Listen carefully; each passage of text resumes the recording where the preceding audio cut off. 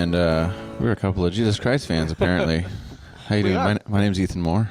Hey, my name is Pastor Dwayne Black. Nice to see you, Ethan. Looking good, man. You too, man. And actually, we're still here, joined for the second week in a row by the lovely Emily. Hi. Fan of, not Jesus Christ fan, well, that too. Yeah. But also fan of Jesus Christ, That's Funny. I am. Super fan. Every episode. She's like our Baba Booey. I don't know. I put your podcast on in my little Bluetooth headphones, and I fold my laundry, and I clean my kitchen, and I think a lot of people fold laundry to this podcast. You know what? I've had people say that too. They said, yeah, that's what you do. I fold laundry to you guys. Really? I wonder what people do to my other podcast, Sex on Kava. That would be worth asking that question. Yeah. Like, what do you do while you're listening? It's probably just drink coffee, drive to work or something. Yeah. right. I would think I'm hoping it's the commute. It's the walk in the park with the dog. That's it. I mean, I don't think they're having sex. I would like to believe that, but why would someone want to listen to a lot of people talk while they had sex? That would be weird. Yeah, that's strange. That's strange. Some people might be into it, actually, now that I think it. Now that I say it out loud, it could be one of those things people are into. I don't know. You could advertise it that way, you know. Listen to Sex on Kava while you drink kava and have sex. That could be, yeah. See, right? That could be big. You could have something big there. That's a big thought. Yeah. All right. Well. No, it's not. If you want No, it's not. If you want to check that out, you can check it out at sexonkava.com. But this podcast is kind of a different podcast. It's really about, well, I don't know, religion and spirituality, something like that, and some jokes here and there. Right. Which Emily told me that the last episode about suicide wasn't funny. And I was like, I thought it was hilarious. Did you think it was not funny? Because no. What's funnier than suicide? No. You got to laugh, you know. Well, it depends at the on your darkest things. perspective. You got to laugh at something dark. I can laugh at dark things, but it depends on your perspective. It depends on how close you are to it.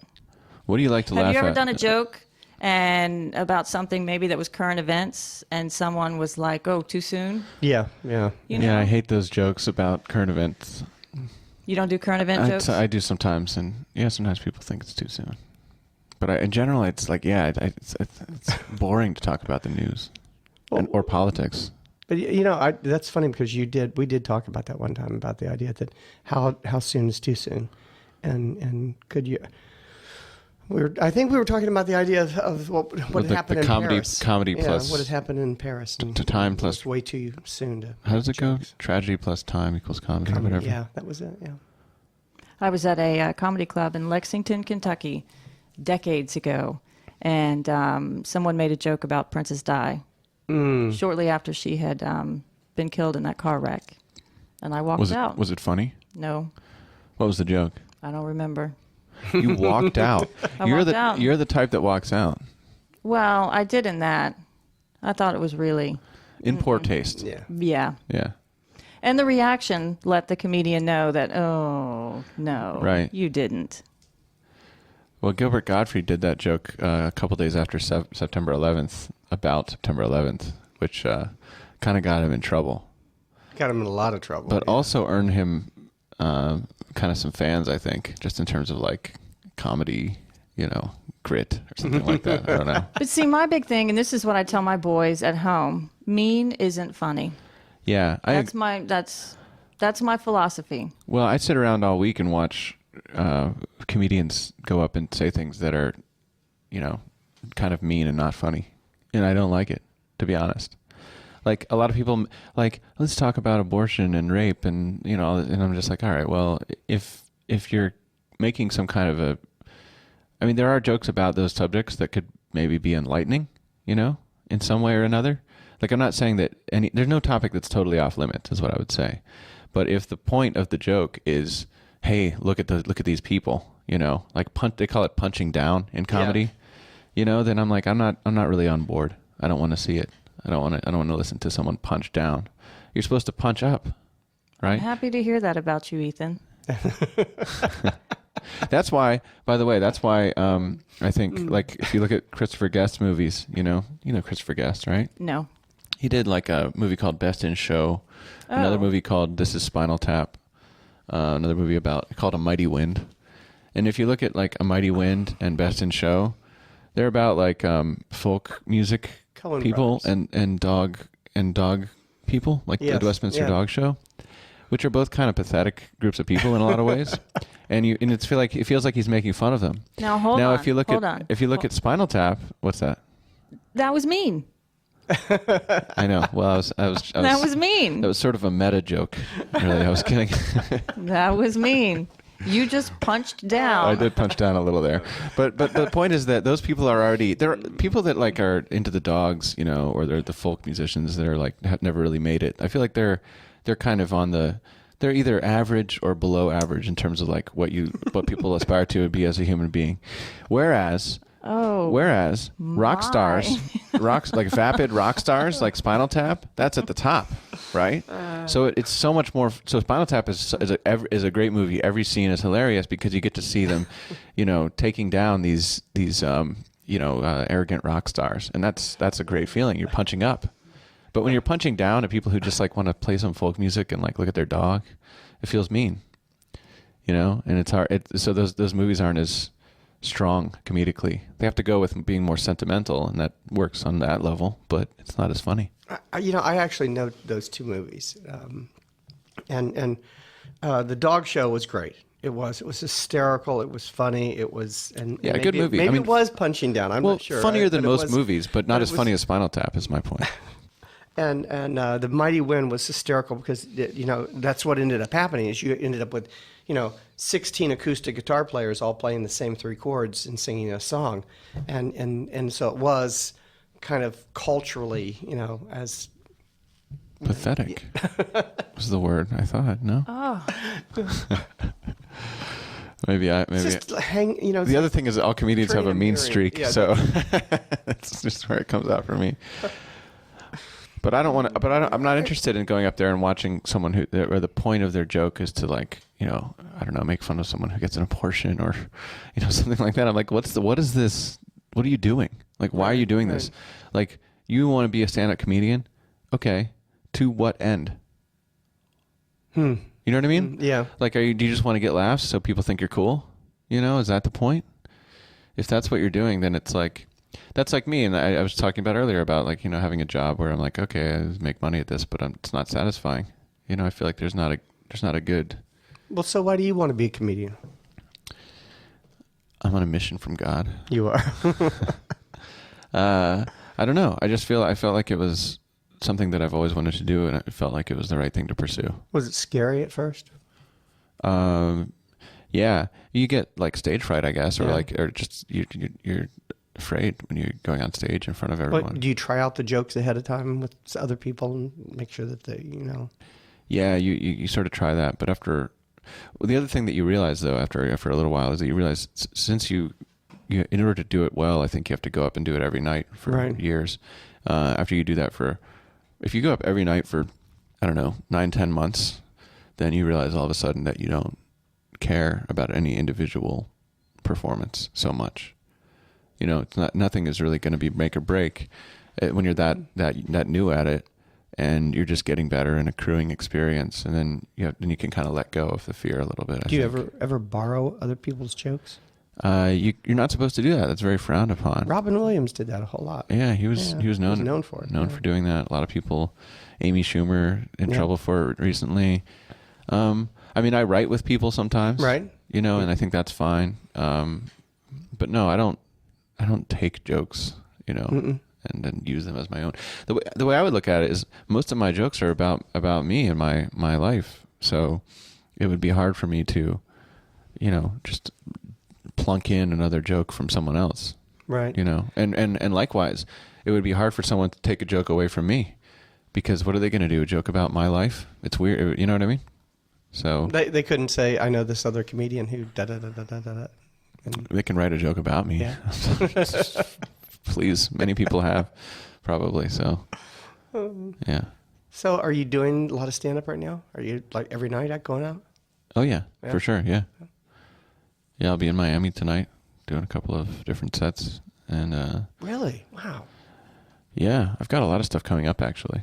If you want to find out, if you're listening, check out my website, ethanmorecomedy.com. That goes to my Facebook page. I have tour dates. Not really tour dates, but because it's all South Florida, but dates where I'll be in places in South Florida. Check that out. I think that'd be fun. We should all go down, like Road trip. yeah. Yep. We Well, can do that. I'll be doing some shows in Fort Lauderdale too, so That'd be good. I'll invite you guys. Yeah. It's hard to make me laugh, though. You walk out at the slightest mention of Diana's, gruesome death. No, just don't be mean. Tough crowd. You could just start out with a joke and watch you just stand up and get out, and that's it. Great. No, and knowing Ethan, Yeah. he'll come up with a Princess Di joke Yeah. just to say it. Yeah, it's true. There's also a certain glee in being mischievous, and like saying things that you deliberately know are going to upset people just for the sake of upsetting them. But I think ultimately you have to resist that urge. You don't. I don't. But that's what not on the podcast, not on this podcast, or any of my other Or in podcast real projects, or in real life, but on stage. That's the one place where You're I an try. upright, moral human being.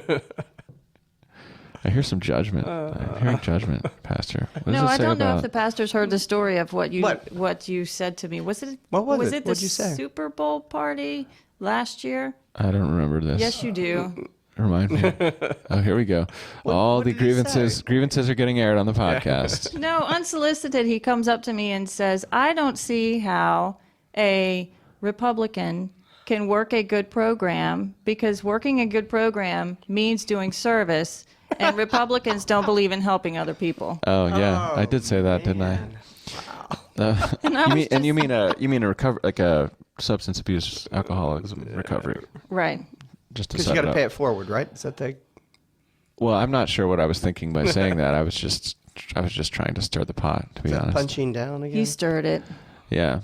It hurt. You know what though? This gives us an opportunity to talk about something. I'm sorry. By the way, I apologized to you later, and we came to. I think our relationship is stronger now because of it. I'm really reaching here, Pastor. Is this? Is anyone buying this? No. Well, I think, I try not to look at things that way. This is a year ago now, so I feel like I've grown a little bit in that time. You've grown a lot. I try not. Wow, you hear that? Yeah. I've grown a lot, she said. Yeah. Still leaving a lot to be desired, though, from the look in her eyes. That's not true. But no, I think it's mistaken to say that someone, it's almost like on the last episode we were talking about, like, Ethan, do you judge people for believing in heaven? Well, I think it was, how do you feel? Ethan, don't you think I'm an idiot for believing in heaven? I think that was what you said. I think that was the Exactly. subtext. I'm reading between the lines. Go ahead and admit that you think you're smarter than everyone, Ethan. Just say it. You've But already admitted that. not on this podcast. No, I don't. I know that I'm not smarter than other people. I used to think that I was, and now I realize that was the greatest kind of vanity, really. It's not a good way to go through life to think you're smarter. And as for believing in heaven or believing in, I think there's an analogy there to be made between, like, do you judge people for their religious beliefs? You can almost say, do you judge them for their political beliefs too? And I would say that I don't look down on you for your political beliefs, for being a Republican, something like that. Aww. But I will ask you. And this came up a couple weeks ago, Pastor. Now we have a chance. Pastor, we actually have someone who's claiming to be a Republican. We can ask them this question, which is, how come Republicans believe the business people when they say, "Hey, we believe in the same stuff as you guys. We're going to help you with the gay rights stuff. We'll help you oppress the gays. We'll help you get rid of Roe versus Wade, so we can have How come Republicans buy that, or how come religious people buy that? Because ever since I was a kid and before, the Republicans have been selling the same bill of goods to the Christians and getting them to vote for them. And I don't see it. How can they get hoodwinked again every 4 years, every 2 years? No judgment, though, right? That's called a loaded question. No judgment there. No, I don't think that. There's so many things in just the question that you asked that are wrong. let's break it down. Do you buy it? I thought. Do you buy that the Republicans are going to help you overturn Roe versus Wade? Well, so you're assuming that I have a desire To overturn that I have like a checklist over here, and I'm saying, okay, I need to get this person elected so that this religious thing happens, that religious thing happens. It doesn't work. Okay, that well way then for me. then let me ask you this: is there a connection between your religion and your politics? Is there a connection between my religion and my politics? I would say there's really not a difference. I'm who I am. Regardless. I'm what I believe. Regardless, I believe the same things when it comes to politics as I do when it comes to like religion, if that makes sense. Mm-hmm. So, socialism. See, Well, because you're a Christian, so I assume you must be a socialist. Pastor, what did Jesus say about those sorts of things? Oh, you can be yeah. you can be a Republican, you can be a Christian, and you can love everybody, and you can want to help people, and you can do service, and you can, it's. I'm not saying that's not true, but what I'm trying to get at, and remember, in a way, I almost don't even have a dog in this fight. Because seriously, but the pastor every week goes on here and basically tries to get me to talk about politics, and basically the point he seems to be making over and over is that Jesus was a socialist. You almost say that every week, don't you? Well, I don't think. I don't think I paint him into that box. I don't think I paint him into that box. I think I probably try to open it more that Jesus was somebody who believed in outreach, believed in helping the most marginalized of people. I believe that he loved everyone, even the people that were killing him. Please, God, forgive them, for they don't know what they are doing.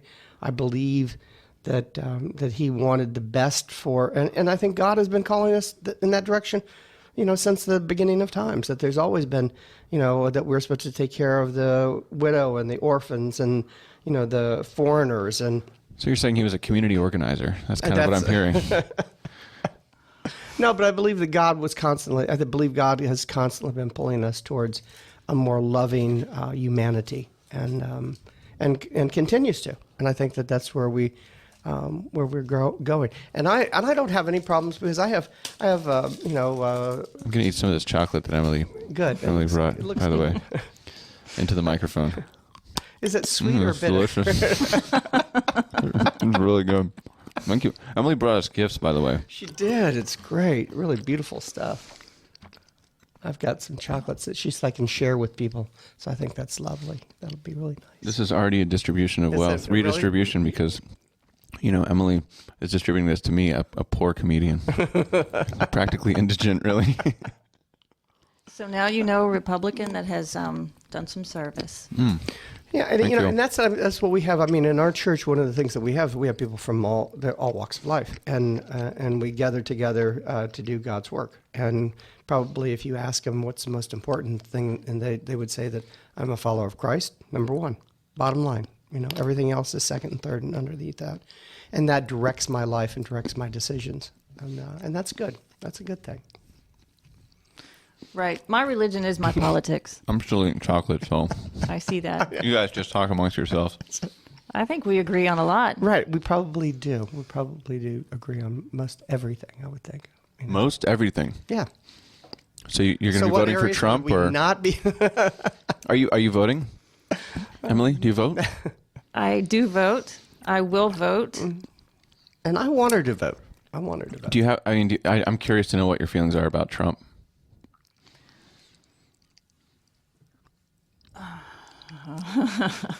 That's hard. Are you a booster? Supporter? I will tell you this much. There are things about him that I like. There's things about him that I don't like. I'll say that too. That's true about me. Pastor's looking at both of us askance. He's like, how could either one of you like anything about that man? Well, and I think my personality and my perspective and the way that I live my life, I look for the good in everyone. That's And an for interesting some- answer to that question. For some people, it's harder to find the good, but it's always there. And But if why- nothing else, I can appreciate that he loves this country and that he Okay. wants good things for this country and that he's stepping up to the plate. There's a lot of people that are sitting back criticizing him, but they're not doing anything. And I think that, there's people that think that some of the things that he said are very offensive. And then they use that as license to say offensive things about him. Yeah. And I don't think that's the answer. I think that if everyone did that, if everyone looked for the good. Wait. You're saying that he's a public figure. He can't take the heat? How dare you? No, I'm How not dare you say saying something that he offensive can't. about Donald Trump? I mean, come on. If you decide to throw your hat in the ring to be president, then you're basically opening yourself up to ridicule. And if you say things about, I don't know, whatever, who did he say things about? No, I don't. Muslims or something? I don't know. No, I don't like it when I hear other people. And it's true for any of the political ones. I mean, you turn on any late night, Yeah. talk show, and it's just, we're going to make fun of these people and we're going to, ridicule them and insult them. Well, that's why I actually hate like political humor. Like we always talk about this. My dad too. My dad's always pastor over here, and my dad are both always saying like, "Oh, isn't it funny? Like like Bill Maher, or like, isn't this political stuff funny?" And I'm like, "No, it's not. Like I don't like. It's like the lowest form of humor to me. Is like because it's like literally like, hey, it's let's not talk about policy. Like Donald's hair looks funny. I'm like, all right, who cares? It's just like the stupidest stuff. I'm like, let's hear some jokes about God and hell and things like that. That's what I want to hear. Suicide. Things that don't really exist. Yeah. Yeah, that's the best stuff to talk about. No, but I'm not saying that he's not opening himself up to it. What I'm saying is for people in their own day-to-day life, for them to have those feelings of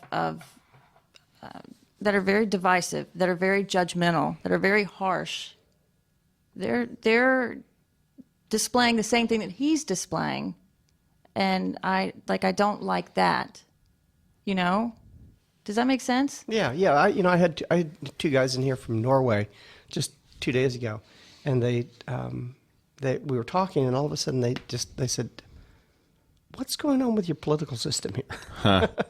And I loved it because there is a bizarreness of what we've got going on here, and the destruction of what's happening, and the criticism and the you do feel like, well, when do the adults get here? And when do we start talking about real issues that we need to really talk about, and not saber rattling and well, I'd blow well, you're not going to be able to do that anyway. So why can't we talk about real things? And that's where I think we should be. We're a grown-up country. We should be dealing with some of the big issues we've got.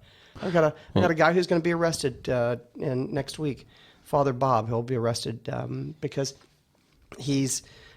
they're closing down. Wilton Manors is closing down his soup kitchen, and he's got a little hole in the wall soup kitchen, and they have closed him down. He's been there for 15 years. And is that a conservative?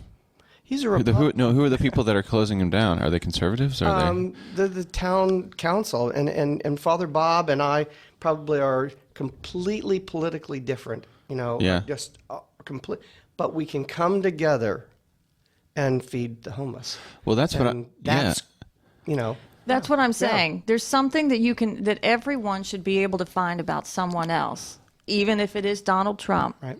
There are things that we can come together on, Yeah. like feeding the homeless. Right. Well, Regardless of your political beliefs, regardless of your angle. except that we can't because they're shutting him down. They are. I mean, and Pastor over here, Pastor Dwayne has been arrested. Yep. So it's bizarre that they would arrest you for feeding the homeless. To me, Right. like, why not? If you're going to create economic inequality, why not help the guy who's trying to shore it up and solve the problem a little bit? This is a real, very small. He feeds probably 200, 300 people every day, and he brings other organizations, and they're Jewish and Christian and Catholic and Buddhist come and run the program on that day. And so, he's pulling together people who are spiritually minded, who believe that there's something more important than themselves and want to take care of the most marginalized. And so he's helping it happen. And, Yeah. So will he go somewhere else? He's doing it out of his church right now.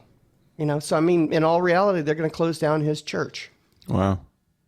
And so it won't be anywhere. Is there anything that anyone can do about it? Well, at this point, I think it's next Wednesday they're going down, and their Channel 10 will be there, and there'll be enough people to protest and say, listen, shutting him down is wrong. So if someone's listening, can they come join on in? down. Where should they go? Wilton Manor, I guess council meeting. I'm not sure where that is, but I'll put it up on my website. So check out your website, which is what? sanctuarychurchftl.org. So if you want to support the cause of feeding the homeless, whether you're a Republican, a Democrat, a socialist, Or Donald Trump. Donald Trump. Donald, come on down. We need your help. There you go. Well, but maybe I'd like to there's an see him opportunity get behind here. that cause. Yeah. Maybe there's an opportunity here. Yeah. Sometimes when something closes, it means another door opens, right? Right. And so maybe there's bigger things in his future. Tell that to the guy who doesn't get a soup next week. Well, and it's we go down. We feed down there once a month, second Sunday of the month, and now our groups, the AA groups that are here, they have taken that over, and That's they do awesome. it. They do it. So they came to me and said, we want to feed. And I said, yeah, one Sunday, what do you want to do? One, like for the year. So, Yeah. So it's like, okay. So, I mean, the idea of partnering with other people, that are like-minded in one thing, that we should be able to feed the homeless. I'll be there on Sunday, actually. Do you want to come join me, Emily? I'll be at my church. Oh, okay. Well, it's in the afternoon. It's at noon, but you're far away. You're way up north. Some other Palm time. Beach. Yeah. Yeah. Hey, so here's a question. Trump lives there. That's right. Does he? Does. Does he really? He does. So He has a home there. Mar-a-Lago. Mm-hmm. Yeah. So here's the thing about Trump, or here's a question about what we were just talking about coming together, as you said, Emily. So we can come together on certain things. I said last week, actually, or a couple weeks ago on this podcast that, and connecting with what we were talking about earlier about how how is it that the Republicans have joined forces with Christians? It seems strange to me, right? It seems like a weird alliance. Politics makes strange bedfellows, as they say, I guess, and that's a case in point. And I feel like what should really happen is that the Republican Party should We should split. split off, and now we have camps. Should camps? You said What do you that. mean camps? That's what you said last time. Two podcasts ago that we should split off and have two separate camps. I think there should. Really good memory. So I know. I want Emily's- to know. I think you should have the Like a summer camp and Yeah. a winter camp. coalition or a political faction, I guess is what I'm talking about. And I Are we think going to build a wall around the camp? Can we? I think Emily's got jokes. I wish I She had the does. That was I wish I had the rim shot button on here. What I think is that if you're a Trump supporter, or if you're, what am I trying to say here? You might, if you're a Christian, maybe you can join with other Christians who are. If you're a conservative Christian, maybe you can join with liberal Christians on things like feeding the homeless, and you might have a liberal Christian over in the Democratic Party and a conservative Christian in the Republican Party. And wouldn't it make more sense? Wouldn't you might you not find more in common with those people than with the kind of Donald Trump kind of pro-business wing of the party? That's kind of what I'm saying. Like, it's just isn't there a chance here to split people who are focused more on things like feeding the homeless, being good stewards of the environment, other kinds of sort of more religious or Christian or, I don't know, theological aims or something like that, away from people who are focused on the questions of the Democratic and Republican economic wings, which are, I think, should we have lower taxes for the wealthy? Should we have so in other words, should we have lower taxes for the wealthy versus should we have something approaching socialism on the other side? Well, you and I talked about this Let's get before. rid of those two questions and just look at the questions of things like, feeding the homeless, maybe anti-war. Maybe there's a group there for people who are anti-war on both sides. I don't know. I just think it would be interesting to see the So maybe we should have a decoupling. Democratic Party, a Republican Party, and a Christian Party. Like in Europe they have the Christian Democrats, So, and which doesn't mean like Democrats and Republicans. It means like people who are Christians and believe in democracy, and that might be a good third party. That's very interesting. That could be done. And it could be done, especially with Trump splitting things, and Sanders splitting things on the other side. Yeah. Well, I was going to say it's being split on right? both parties. So maybe we could have 3 or 4 parties instead of 2. It's kind of what I'm getting at. I vote for the nicest person. That's it. That's what I do. The nicest person? What about Trump? I thought you were. By the way, we never answered that question. Are you? Could you ever? Let me put it this way. Could Am you? I going to camp? I'm Could going you to ever camp. see yourself? Could you see yourself voting for Trump? Yeah. Oh, you're definitely voting for Trump. No. You said, could I see myself? Okay. Could I? Is it a possibility? Yes. How likely? If he's the nominee. Okay, but you wouldn't. But so If you're not he's going in, to. I'm in. Are you voting for him in the primary? That's a yes. No, I Doesn't don't. want to admit it. No, I honestly don't know. Okay. No, he's not a shoo-in. No. Okay. But he's got a good chance of you voting for him in the primary. Well, probably by then there will only be about 3 or 4 left. Yeah. If I were a Republican, if I cared about the Republican primary, I would probably vote for him. You would vote for him because you Why? just want to see the Because the humor in it. I'm pro chaos really. That's Ultimately, I just want to see things split apart. So who will you vote for? Hillary? I guess I would vote for her if she's the nominee. I'm not thrilled with her. I'm not. I like Did Bernie you hear Sanders. that? Planes are going to come down and I heard attack that. I heard us that. I know. because you said you're going to vote for Hillary.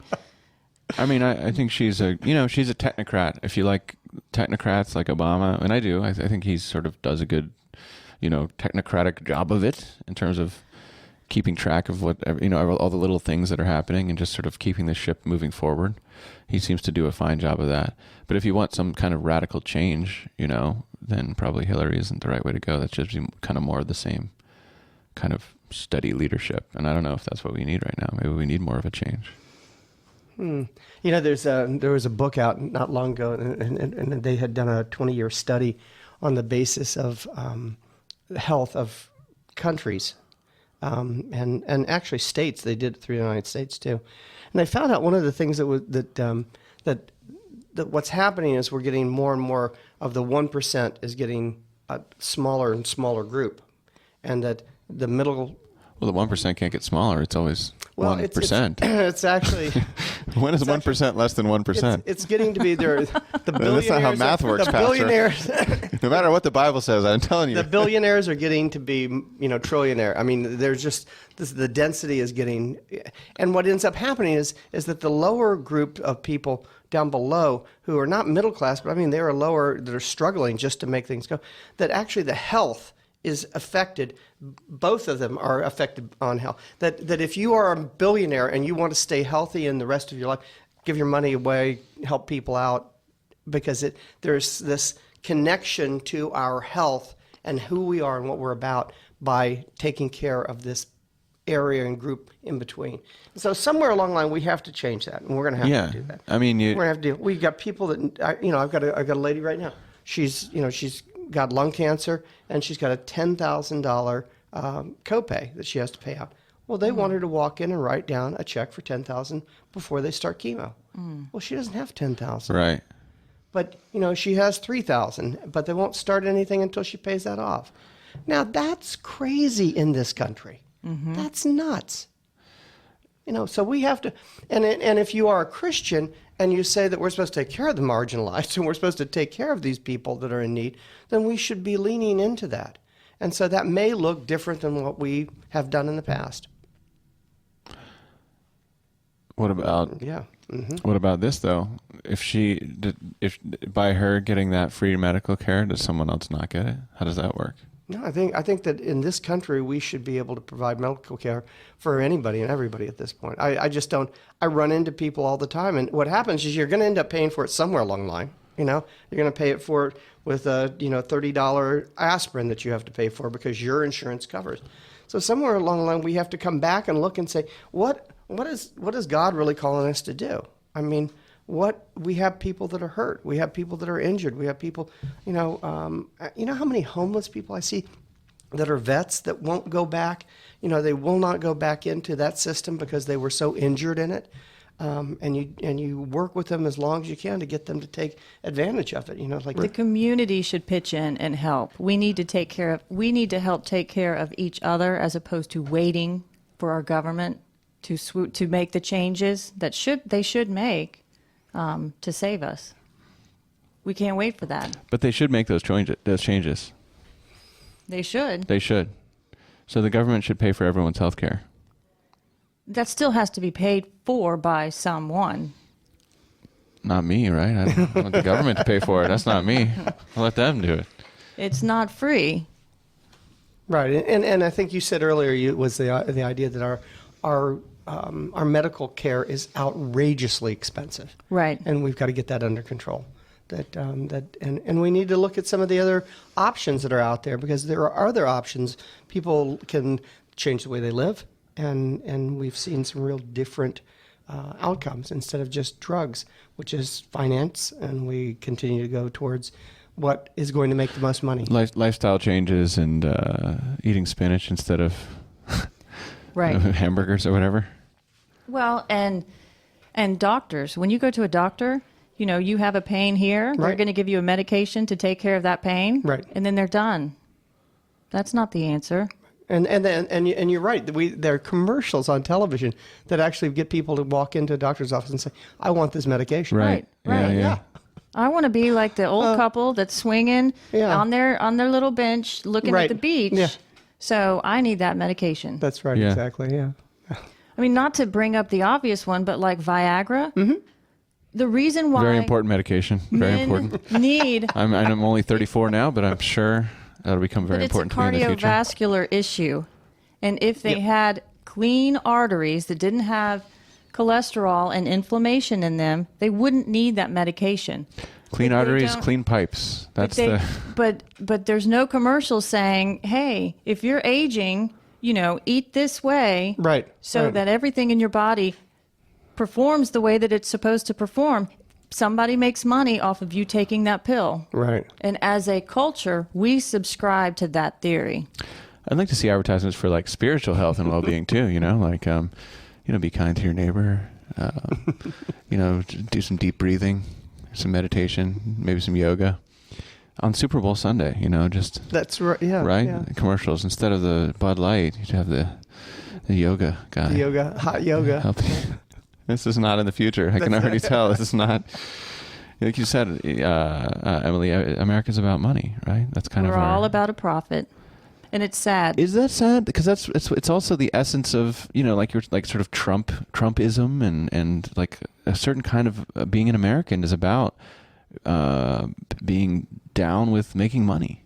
Well, I think we have the opportunity to work for a wage. And in other countries, you don't have that. And that opportunity here is limitless. The wages of sin is that where you're going with that wage comment? No. Okay. No. Is it limitless? It's not limitless. Yes, it is. Well, nothing's limitless except for God. If you believe in God, if you're listening. The opportunity is limitless to work for. I mean, there's always something. If eventually you can't afford your health care, or your water is full of lead, or you're discriminated against, or there's always some sort of limit stopping you. Maybe there is in your life, Ethan.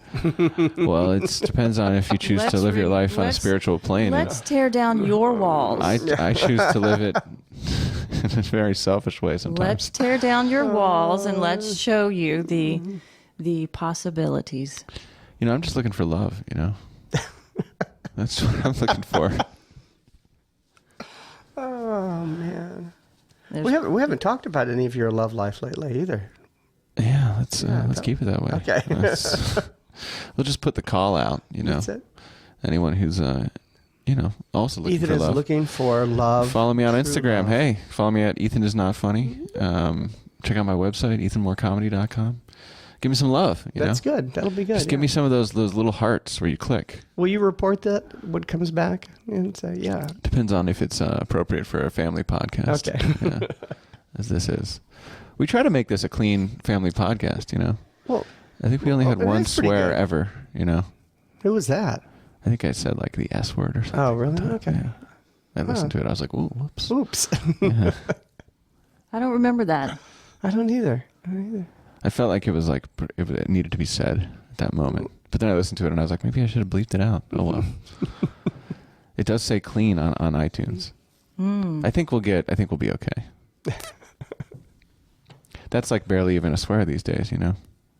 It isn't. Yeah. Yeah, it's used. What's the worst swear word you ever used from the pulpit, Pastor? From the pulpit? From the pulpit? It would be funny if your sermons were full of like, you know, 4-letter words. I think that would just be... I'd go to that church.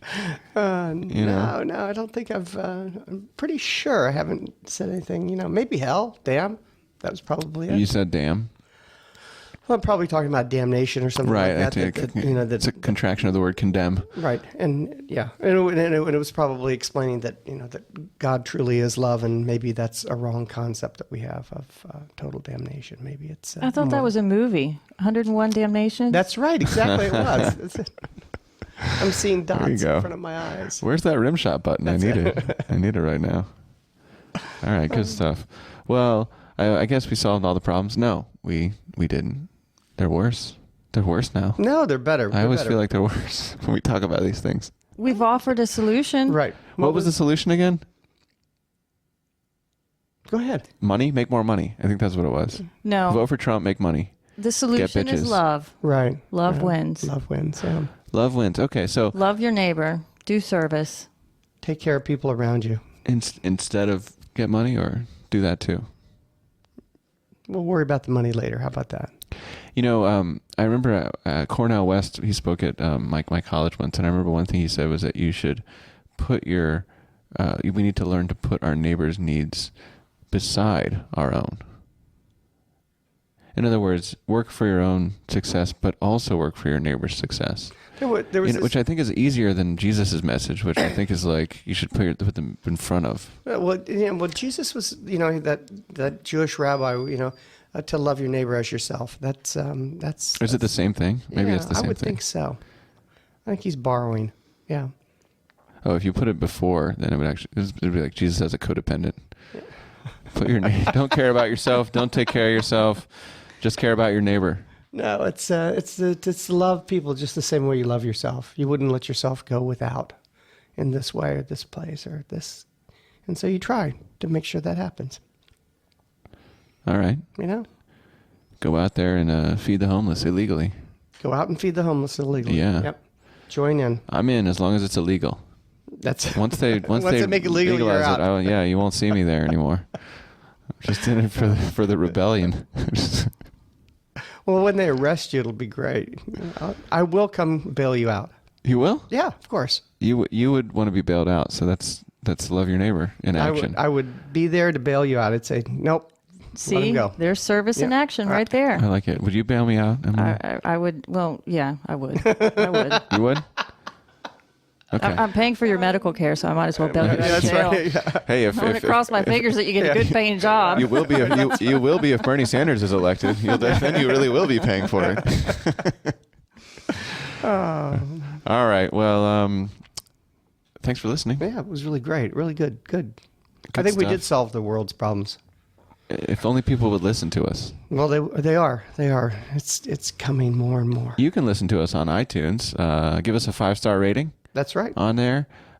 Share with your friends. Click Please. subscribe. We ask nothing materially, but just a few clicks on your computer would be great, or your phone. That'd be good. That's all we ask for. And the church's website is what, Pastor? sanctuarychurchftl.org, and you can go on there and please take. We'd love to have you join with our Facebook too, and again follow what we're doing and what's going on. There's a link to your Facebook page on that website. Of course there is. All right, click that. Follow me at Ethan is not funny or ethanmorecomedy.com. And Emily, what's your home phone number? I have nothing to plug. I'm just trying to get it for me, actually. I know. All right. Well, this is Ethan Moore on behalf of Pastor Dwayne Black. Yes. And the lovely superfan Emily. Thank you. Who's joined us here again. My pleasure. Saying thanks for listening.